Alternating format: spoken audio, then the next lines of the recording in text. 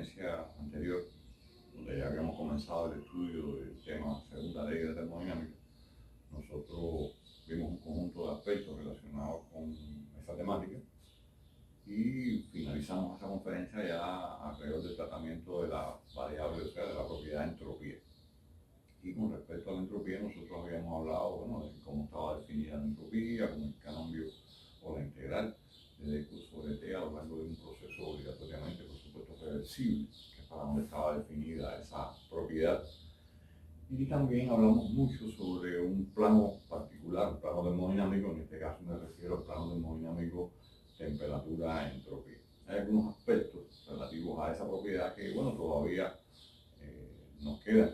No son muchos, pero algunas cosas deben ser todavía mencionadas con respecto a la entropía y, por supuesto, además de eso hay un conjunto de otras temáticas que deben ser analizadas, como son, por ejemplo, la creación de un nuevo plano, el plano entalpía-entropía, un plano muy común en el área ingenieril, porque se utiliza fundamentalmente para el tratamiento o para el estudio de los procesos de expansión y compresión cuando la sustancia es vapor de agua.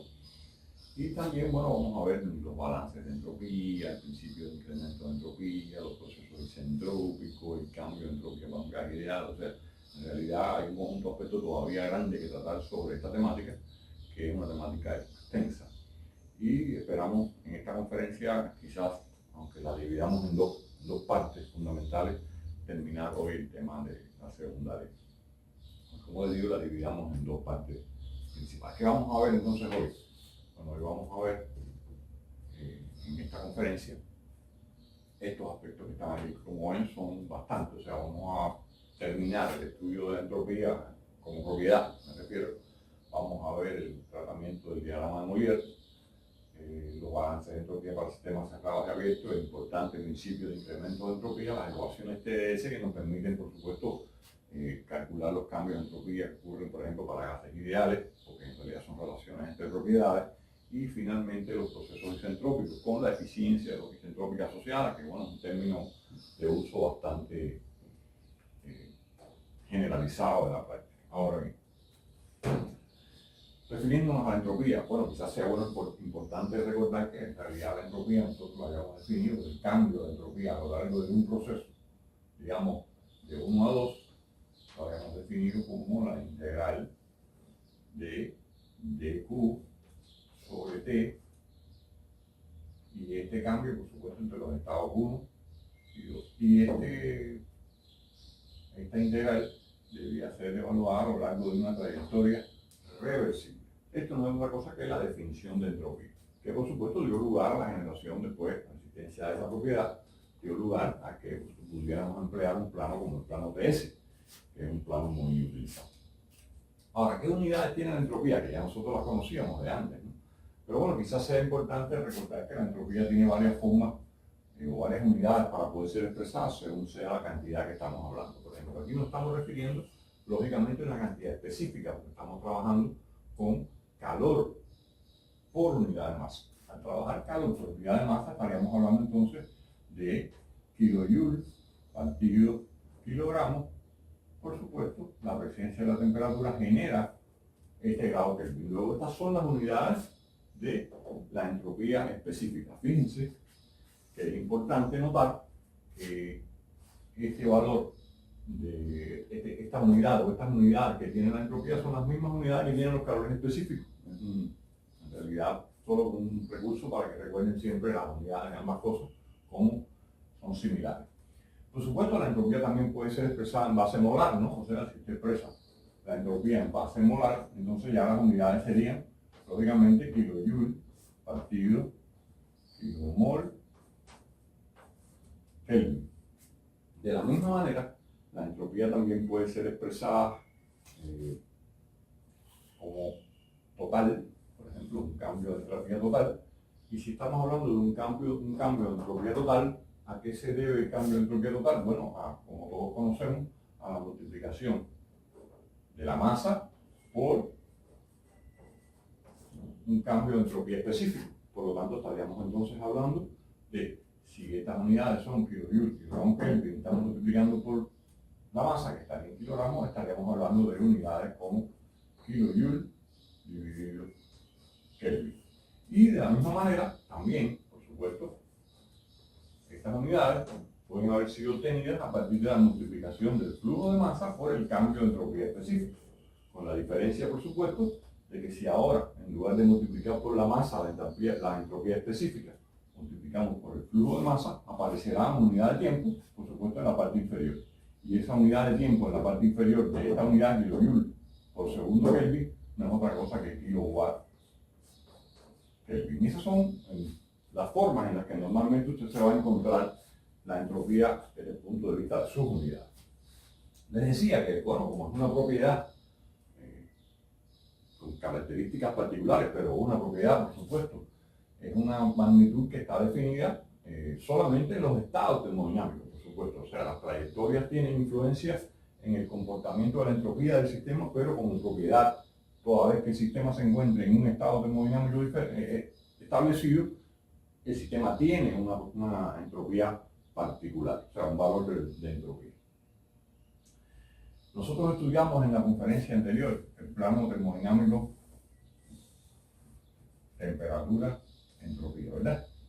Y ese plano vimos que para el agua, por ejemplo, para el agua, en caso de una sustancia real que cambia de fase, tenía una característica como esta. Algo que ya vimos en la conferencia anterior, rápidamente para recordar, teníamos líneas de presión constante o líneas de volumen constante.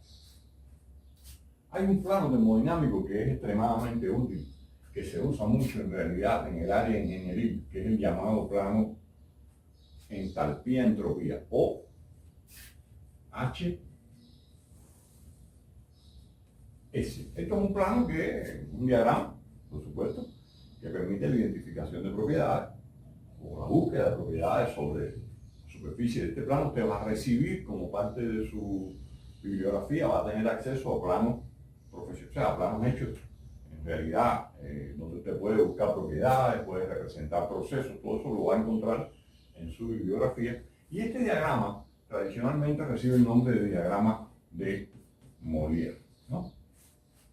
Este diagrama, ¿qué características tiene? Bueno, en principio el diagrama como tal tendría una forma aproximadamente así.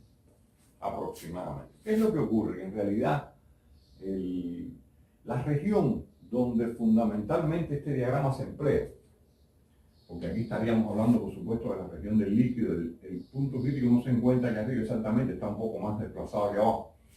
Esta sería la región del líquido saturado, que por analogía, por supuesto, sería esta región de aquí, en el diagrama de T, temperatura y entropía, y esta región sería la región del vapor saturado. Por supuesto, toda esta región interior es la región de cambio de fase, donde, como ustedes conocen, están las líneas determinadas, las líneas de calidad, que no es otra cosa que aquellas que expresan la cantidad de vapor por cantidad de mezcla dentro de, o sea, en la mezcla que nos referíamos, ¿no? Ahora, en este diagrama las líneas de presión constante tienen una forma como esta.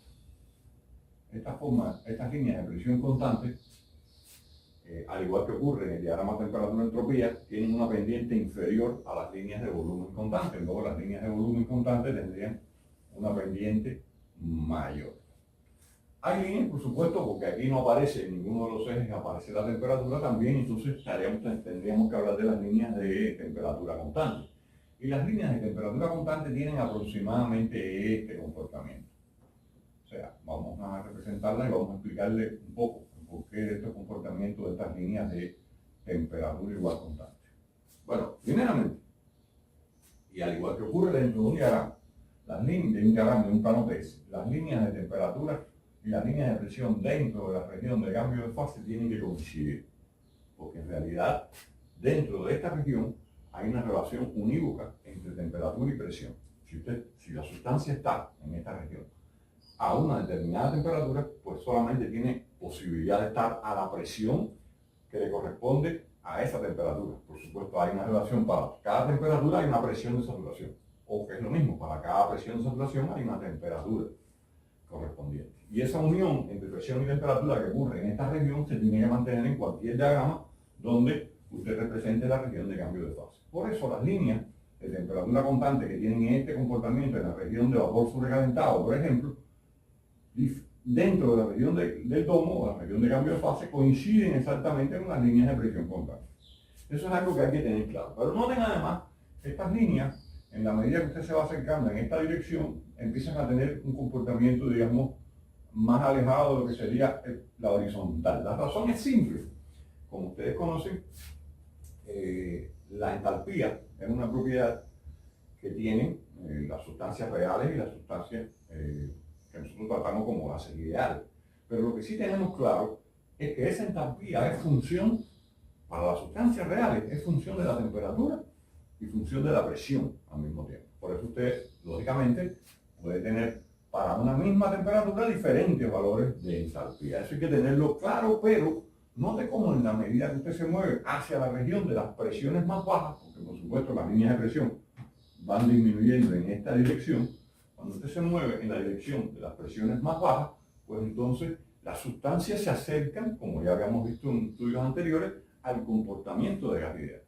Por lo tanto, cuando usted se acerca al comportamiento de gas ideal, usted lo que hace es disminuir la influencia que sobre la entalpía posee la presión. Y por esa razón es que en esta región, usted pudiera prácticamente decir, en esta región de aproximadamente aquí, usted podría decir que prácticamente la entalpía solamente depende de la temperatura y no depende de la presión. Sin embargo, en la medida que se va moviendo hacia la región de las presiones más altas, es evidente que la entalpía comienza a depender no solamente de temperatura, sino también comienza a depender de presión.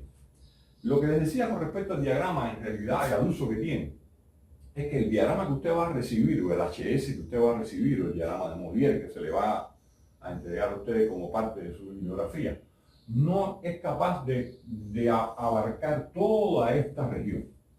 Y la razón es que para poder abarcar toda esta región, producto de la escala que el diagrama tiene, el diagrama tendría que ser demasiado grande para poder tener una resolución interesante o buena en el área donde a usted más le interesa. Tendría que ser un diagrama extremadamente grande. ¿Qué es lo que se hace entonces? Bueno, usted recibe en realidad un diagrama que aproximadamente, y esto por supuesto es una aproximación, ¿no?, trata esta región. O sea, que la región del diagrama que usted va a recibir, el diagrama HS que usted va a recibir, no va a tener esta región de acá. Pero usted no va a encontrar la región del líquido, por ejemplo. Usted solamente va a tener una región de la cambio de fase y la región del vapor sobrecalentado. ¿Cuál es la razón de eso? O sea, que el diagrama que usted recibe solamente tenga, digamos, esta región de aquí.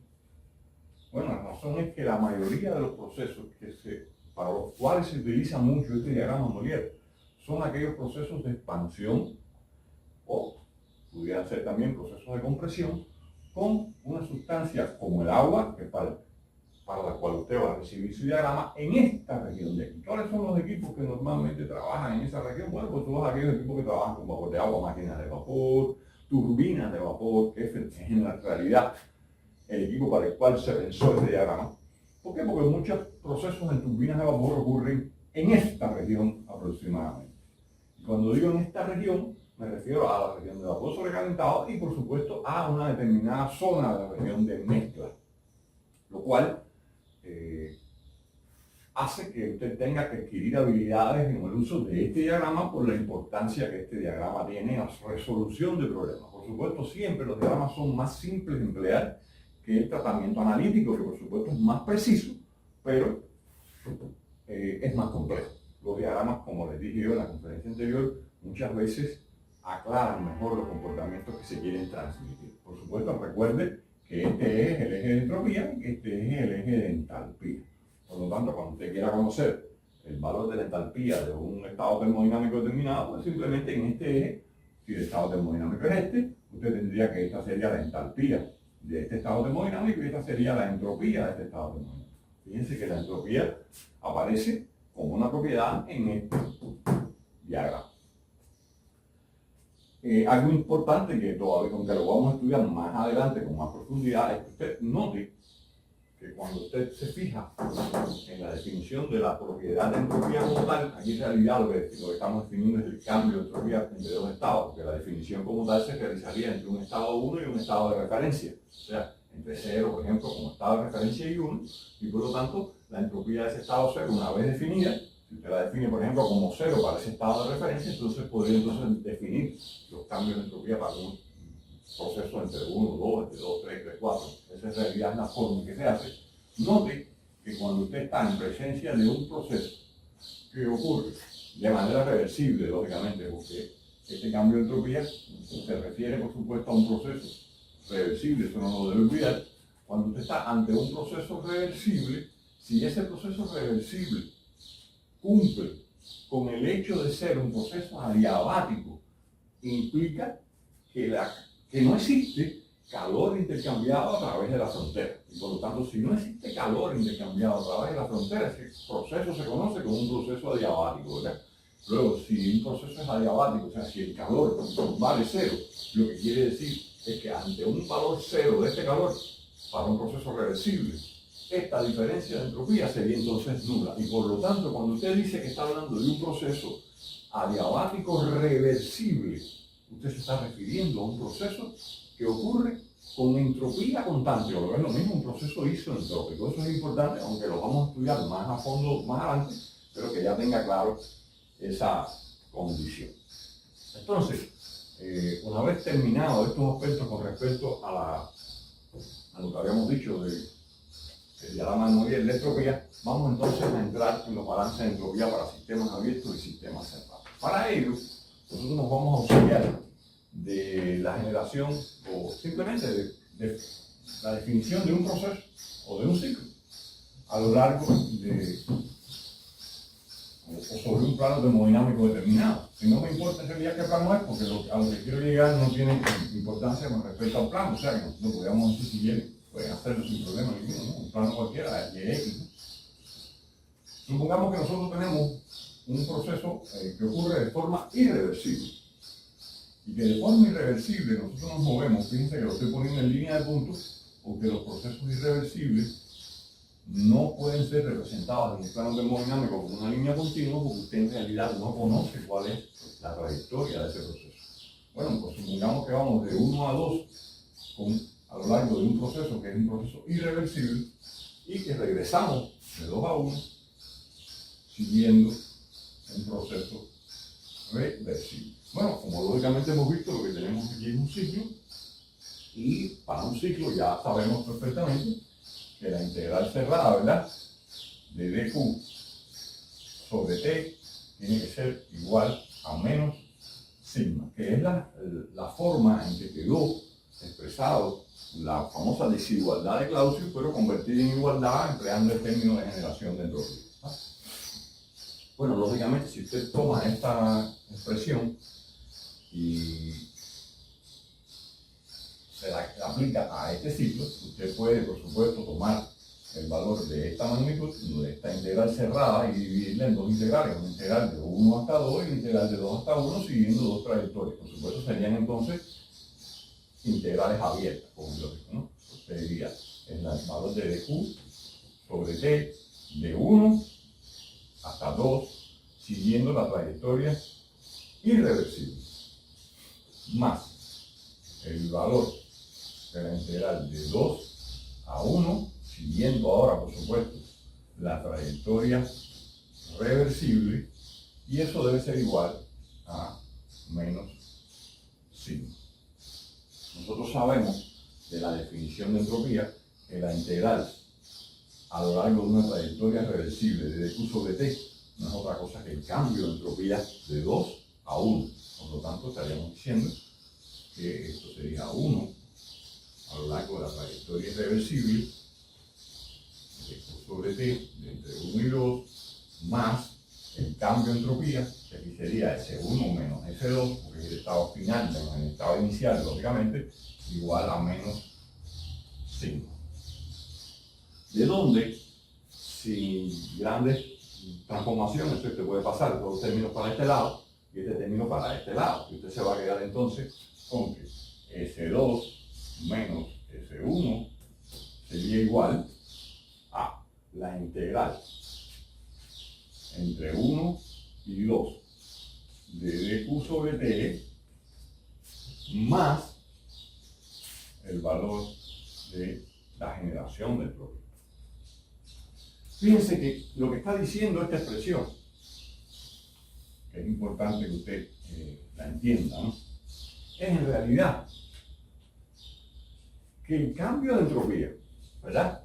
El cambio de entropía entre dos estados termodinámicos, 2 y 1, cuando usted realiza un proceso de 1 a 2, no es otra cosa que la integral entre 1 y 2, o sea, entre esos mismos estados termodinámicos de dq sobre t más el valor de la generación de entropía. Por lo tanto, significa que en realidad, para que la integral de dq sobre t entre dos estados termodinámicos represente el cambio de entropía entre esos mismos estados, usted necesita que el proceso haya ocurrido de forma reversible y por lo tanto, cuando el proceso ocurre de forma reversible, la generación de entropía sería nula. Y si este valor es 0, pues entonces este cambio coincide con ese integral como ya nosotros sabíamos de antes. Ahora bien, si el proceso ocurre de forma irreversible, pues entonces usted se encuentra que el valor del cambio de entropía no coincide con el valor de la integral de dq sobre t, porque está excedido por el valor de la entropía general. Y eso es algo que debemos tener en cuenta, porque nos dice en realidad que la entropía no es una propiedad conservativa, porque tienen que darse cuenta. O sea, la entropía es posible que sea generada dentro del sistema, y por eso es que este término recibe el nombre de generación de entropía. ¿Quién genera esa entropía? Bueno, ya sabíamos en la conferencia anterior de que en realidad la generación de entropía ocurre cuando los procesos son irreversibles. Y cuando los procesos son irreversibles, es que son procesos a lo largo de los cuales han ocurrido imperfecciones. O sea, son procesos que están ocurriendo alejados del proceso, digamos, ideal o del proceso perfecto. Cuando usted se aleja del proceso ideal o se aleja del proceso perfecto, usted genera entropía. Ya sabíamos también de esa conferencia que todos los procesos reales son procesos irreversibles. Por lo tanto, siempre todos los procesos ocurren con aumento de entropía. Eso hay que tenerlo claro. Lo que pasa es que en realidad lo que ocurre es que nosotros cuando estudiamos estos procesos muchas veces hacemos simplificaciones y tratamos aquellos procesos donde los cambios, la generación de entropía a lo largo de los procesos, pues debido a irreversibilidades, son muy pequeñas o muy pequeños, pues entonces nosotros podemos muchas veces tratarlo como procesos reversibles. Eso tiene que quedar claro. Pero no quita el deber de cada ingeniero, de cada técnico, de a lo largo de su desarrollo y a lo largo de sus estudios y sus aplicaciones en la industria o en cualquier lugar donde esté trabajando, siempre esté tratando de reducir el valor de las irreversibilidades presentes en los procesos. Porque la reducción de esas irreversibilidades presentes en los procesos lo que hace es aumentar la capacidad de trabajo de los sistemas, que es degradada en la medida en que usted genera una determinada cantidad de entropía. Eso tiene que quedar muy claro. Luego, esto que está representado aquí no es otra cosa que el balance de entropía para un sistema cerrado en realidad. Quiere decir que el cambio de entropía, y vamos a ponerlo ahora en unidades de energía, o sea, el calor, por supuesto, en unidades de energía, y no en unidades de energía por unidad de masa. El cambio de entropía que experimenta un sistema cerrado es igual a la integral entre 1 y 2 de dq sobre t más el valor de signo. Y estamos hablando, por supuesto, aquí ya de unidades kilojoule Kelvin. Claro que ese balance de entropía, en realidad, este balance de entropía, vamos a escribirlo aquí para que quede este balance de entropía para un sistema cerrado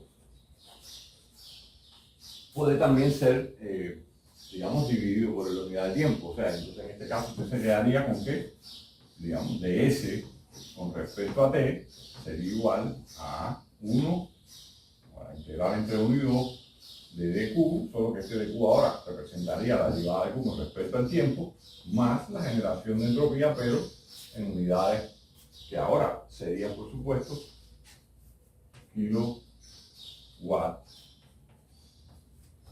Kelvin, que es lo que estaríamos hablando en este caso, para el caso de la entropía. Noten que la evaluación de esta integral para un sistema cerrado es una integral que debe ser evaluada en la frontera del sistema. Por eso yo voy a agregar esta F aquí. Por lo tanto, quiere decir que esto que está aquí no es otra cosa que la evaluación de la integral de dq sobre t, que no tiene por qué ser el cambio de entropía, como ya explicamos antes, a lo largo de la frontera del sistema. Por lo tanto, usted tendría que entonces, para poder resolver esta integral, conocer cuál es la relación que hay entre el calor y la región y la temperatura, por supuesto, para cada una de las regiones de la frontera del sistema. Si usted logra conocer eso, pues entonces usted podría, digamos, calcular el valor de esta integral. Ahora bien, si por ejemplo usted se encuentra en una situación en la cual usted puede considerar que la temperatura de la frontera se mantiene constante, o la temperatura de la frontera del sistema es una sola, pues entonces usted dice, si la temperatura de la frontera del sistema es una sola, entonces esto se convierte en el valor del calor sobre la temperatura, o sea, la cantidad de calor transferido hacia o desde el sistema a través de esa frontera, dividido la temperatura que esa frontera posee. Fíjense que esto no es otra cosa que la transferencia de entropía que experimenta el sistema producto de una transferencia de calor. Eso significa exactamente, y es algo que quiero que entiendan bien, que cuando usted transfiere calor a un sistema, o desde un sistema, o desde el entorno hacia el sistema, usted está transfiriendo entropía. Fíjense, y quizás es algo que no hayan notado explícitamente, pero sí es bueno que se lo hagan notar, es que la transferencia de entropía, o sea, cuando usted se fija en el balance de entropía con un sistema cerrado, no aparece el término calor, aparece la propiedad de entropía, como es lógico, pero no aparece el término trabajo. Y si no aparece el término trabajo por una razón específica, es porque el trabajo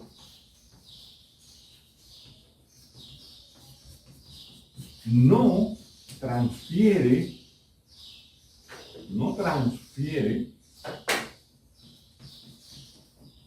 entropía. Eso es una cosa que hay que tener presente siempre. El trabajo no transfiere entropía y por eso no aparece en el balance de entropía para un sistema cerrado como el que está aquí. ¿Qué diferencias deberían existir entre el balance de entropía para un sistema cerrado y el balance de entropía para un sistema abierto? Bueno, pues simplemente fíjense, cuando usted trata un sistema abierto, el balance de entropía, como pasa siempre con los sistemas abiertos,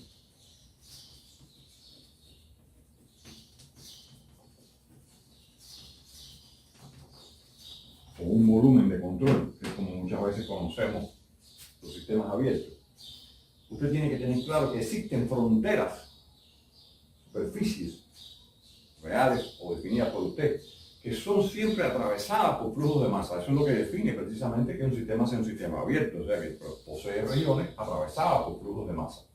Pueden ser muchas regiones, pueden ser solo entradas, solo salidas, entradas y salidas, no importa. Lo importante es que el sistema no tenga una masa única contenida, que es el caso de un sistema cerrado o masa de control. Por lo tanto, el hecho de que existan flujos que entran y flujos que salen trae como consecuencia que exista entropía asociada a esos flujos que entran al sistema o salen del sistema, porque por supuesto si cada estado termodinámico de una sustancia en particular está caracterizado por una propiedad, en este caso el valor de la entropía, pues entonces cuando esos flujos atraviesan esta frontera, esos flujos traen una cantidad de sustancias que tiene un valor de entropía, y esos flujos que salen del sistema se llevan una cantidad de sustancias que también tiene un valor de entropía, como mismo ocurre con la entropía, la energía interna, y por lo tanto, cuando usted viene a la escritura del balance para un sistema abierto, lo que usted se va a encontrar es lo siguiente, y es que la variación de entropía con respecto al tiempo, pero en este caso dentro del volumen de control, ¿verdad? Sería igual, de la misma manera que ocurre para un sistema cerrado, a la transferencia de entropía a través de la frontera del sistema, que está expresada por la integral entre 1 y 2 de dq sobre T a la temperatura de la frontera, más los términos asociados a los flujos de masa que entran y los flujos de masa que salen. Quiere decir, la sumatoria de los flujos de masa que entran por la entropía específica de los flujos de masa que entran, menos la sumatoria de los flujos de masa que salen por la entropía específica de los flujos de masa que salen. ¿Y qué es lo que falta en el balance? Bueno, pues la generación de entropía, porque como dijimos, la entropía no es una magnitud conservativa. Luego, por lo tanto, más el valor de la generación de entropía, que lógicamente tiene unidades similares a las que tiene el valor de esta integral, ¿no? Y por supuesto a los demás términos. Fíjense que aquí usted tendría la multiplicación de flujo de masa kilogramo por segundo por kilojoule kilogramo Kelvin. Por lo tanto, esto va a quedar como kilowatt Kelvin, al igual que queda esto, al igual que queda cada uno de estos términos en esta expresión. Es importante, bueno, quizás volverlo a escribir, pero para que quede claro que esto es kilowatt Kelvin como unidad. Y este es el balance de entropía para un sistema abierto, que usted debe saber aplicar. ¿Por qué? Porque tanto el balance de entropía para un sistema cerrado, como el balance de entropía para un sistema abierto, ¿qué nos permiten hacer? Bueno, pues al igual que nos permite la primera ley, cuando nosotros hacemos balance de energía para un sistema abierto y un sistema cerrado, ¿qué es lo que nosotros estamos persiguiendo con ese balance? Bueno, ese balance lo que pretende es identificar todas las corrientes de energía, en el caso de la primera ley, en el caso de la primera ley de termodinámica, todos los flujos o transferencias de energía que ocurren a través de la frontera del sistema, que de alguna manera son responsables del cambio de estado termodinámico del sistema.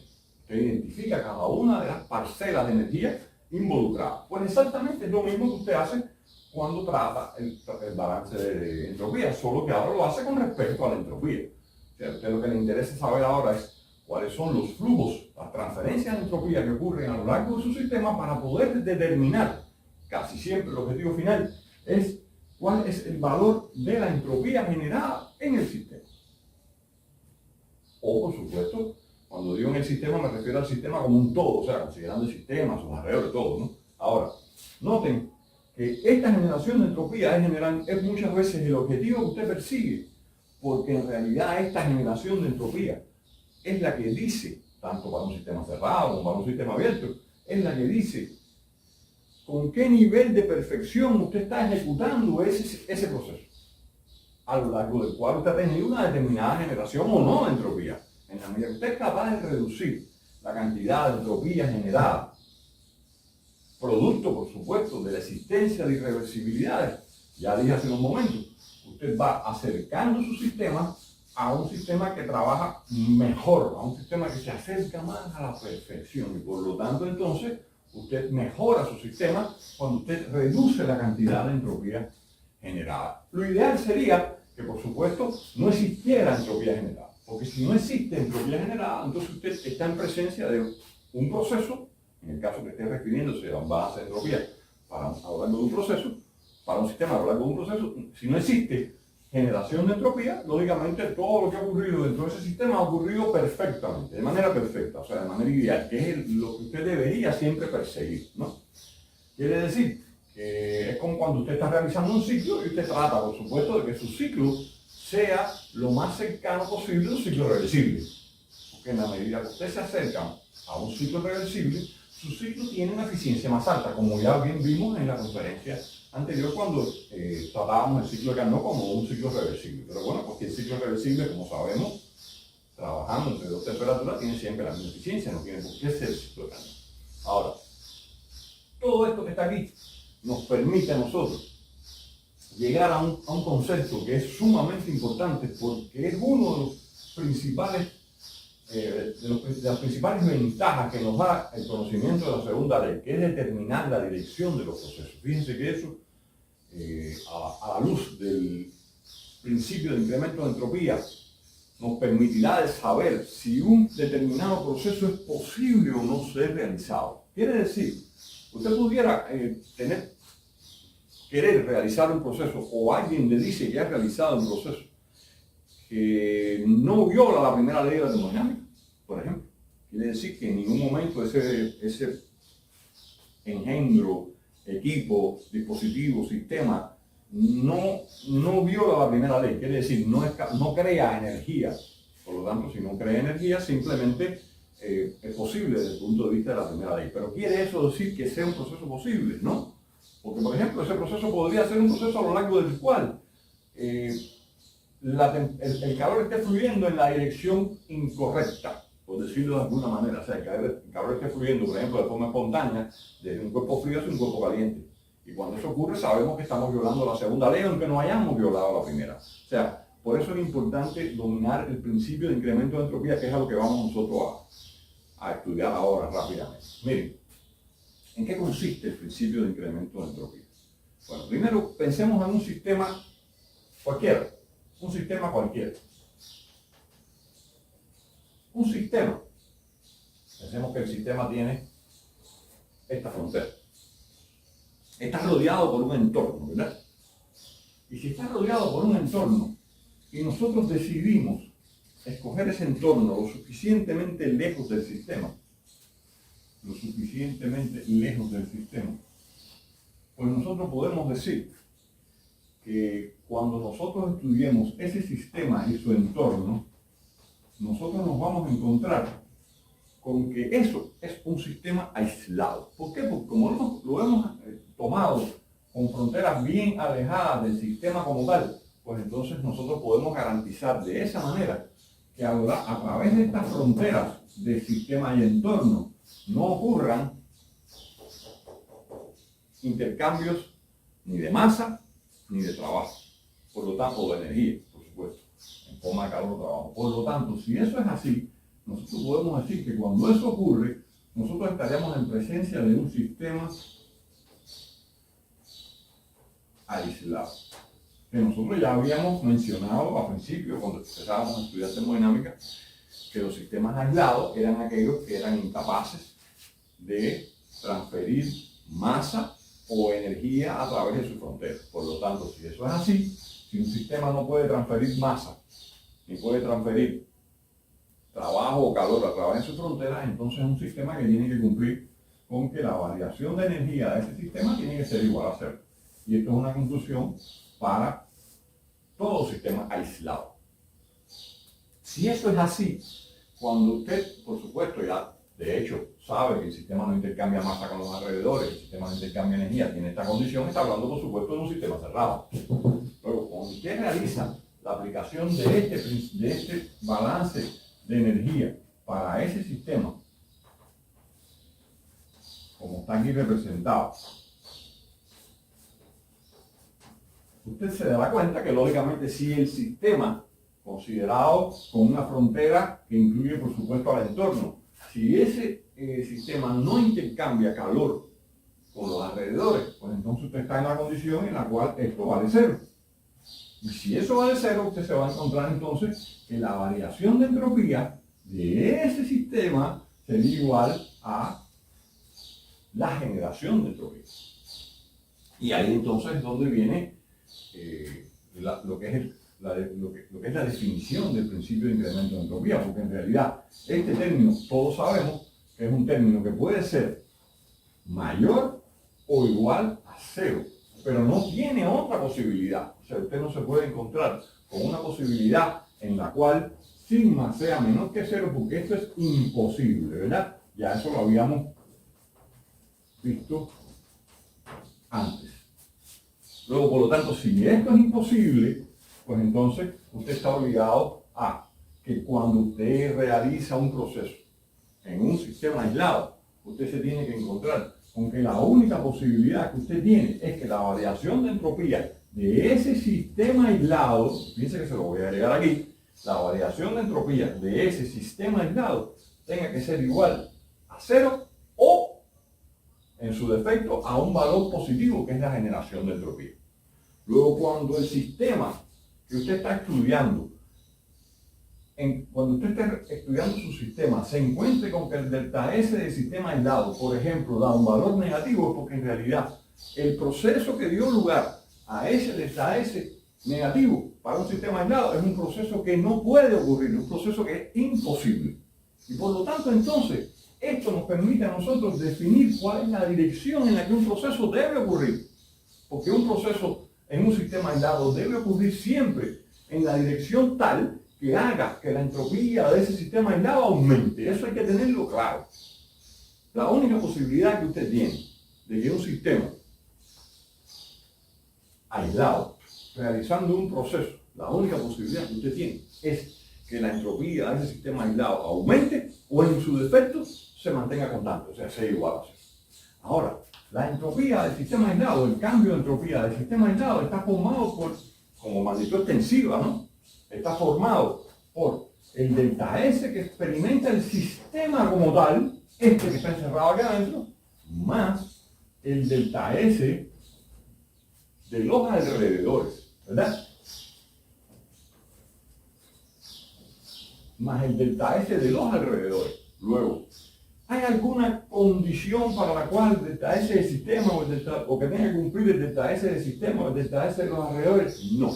O sea, usted se puede encontrar, vamos a pasar de ahí a esta parte de la pizarra, usted se puede encontrar sin problema alguno que el delta S del sistema pueda ser mayor o menor que cero. Y usted se puede encontrar que el delta S del entorno, aquellos dos términos que yo escribí ahí abajo, sistema y alrededores, vamos a poner alrededores mejor que entorno, porque así queda similar a como sea, el delta S de los alrededores sea mayor o menor que cero. Eso no tiene ninguna limitante. Sin embargo, cuando usted diga el delta S del sistema más el delta S de los alrededores, ahí sí usted tiene que tener en cuenta que esta suma tiene que ser mayor o igual a cero, que es por supuesto igual al valor de sigma, ¿no? Que es lo que usted ya conoce, que tiene que ser por supuesto mayor o igual que cero. Luego esto que está aquí es conocido como el principio de incremento de entropía. Quiere decir, todo proceso que ocurra para un sistema aislado está obligado a ocurrir con un aumento de entropía o en su defecto con entropía constante. Quiere decir, usted se puede encontrar que esta suma sea igual a cero o que esta suma sea mayor que cero. ¿Cuál es la diferencia que existe entre cuando este sistema, el cambio de entropía del sistema más el cambio de entropía de los alrededores es igual a cero con respecto a cuando es mayor que cero, cuando la existencia o no de irreversibilidad?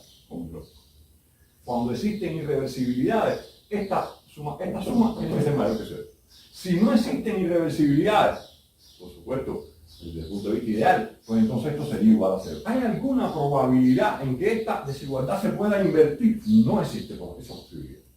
Luego, cualquier cálculo de variación de entropía de un sistema aislado, lo que he repetido varias veces, cualquier cálculo de variación de entropía para un sistema aislado que usted realice y usted determine que ese cambio de entropía es menor que cero, porque ese proceso que usted está estudiando no puede ser posible porque usted calculó mal. Alguna cosa que también, por supuesto, es posible, ¿no? Porque usted puede equivocarse y llevar resultado equivocado.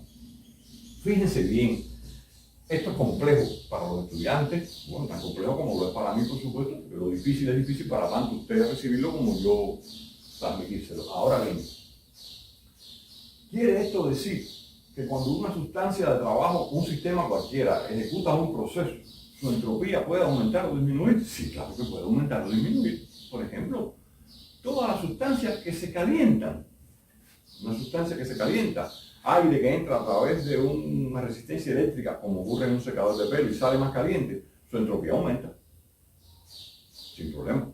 Ahora bien, cualquier sustancia que se enfría, por ejemplo, aire que entra a través de un aire acondicionado y sale más frío, su entropía disminuye. ¿Estoy violando yo el principio de incremento de entropía por el hecho de decir que la entropía disminuye para esa sustancia? No. Yo lo que tengo que tener es cuidado cuando yo analizo el cambio de entropía del sistema aislado, que es esto que está aquí, que incluye el sistema y los alrededores. Por ejemplo, si me estoy refiriendo al caso de un aire acondicionado, que el aire que entra se enfría y su temperatura disminuye, ¿por qué ocurre eso? Porque hay una sustancia que tiene que haber tomado parte del calor que se le extrajo a ese aire para que se enfriara, que sería el refrigerante. Y por lo tanto, el aumento en entropía, la disminución en entropía, disculpen, que sufrió el aire, que se enfrió, más el cambio de entropía, en este caso aumento, que sufrió el refrigerante que en teoría se calentó, o sea, que recibió ese calor del aire, La suma de esos dos, considerando que esos son los únicos dos involucrados, o sea, el refrigerante que enfría y el aire que se enfría, la suma de esos dos tiene que ser un valor mayor o igual que cero, o en su defecto igual a cero, si usted considera que todo ocurrió perfectamente.